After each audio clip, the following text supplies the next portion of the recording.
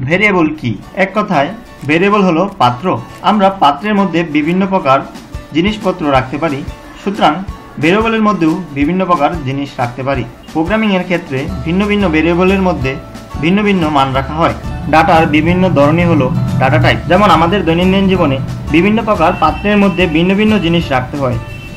আমরা পানি রাখার জন্য বালতি, মগ, জগ ইত্যাদি টাইপের ভেরিয়েবল ব্যবহার করি।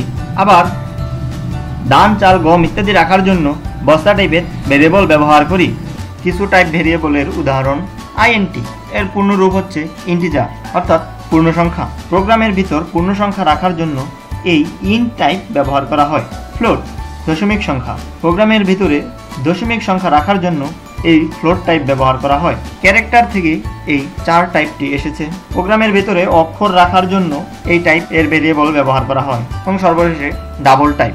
প্রোগ্রামের ভিতরে কিভাবে ভেরিয়েবল ডিক্লেয়ার করতে হয় তার পদ্ধতি। প্রথমে ভেরিয়েবলের একটি ডাটা টাইপ দিতে হয়, তারপর ভেরিয়েবলের একটি ভ্যালিড নামকরণ করতে হয়, তারপর সেমিকোলন দিয়ে শেষ করতে হয়।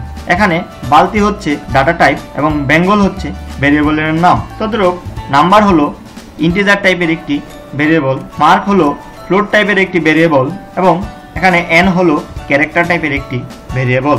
কিভাবে ভেরিয়েবলের ভিতরে মান রাখবেন? এখানে বেঙ্গল ভেরিয়েবলটি বালতি টাইপ, এর ভিতরে পানি রাখা হয়েছে। তদ্রূপ নাম্বার নামের ইন্টিজার টাইপের ভেরিয়েবলে 50 রাখা হয়েছে। এখানে মার্ক নামের ফ্লোট টাইপের ভেরিয়েবলটিতে 50.50 এবং এন নামের ক্যারেক্টার টাইপের ভেরিয়েবলটিতে সি রাখা হয়েছে।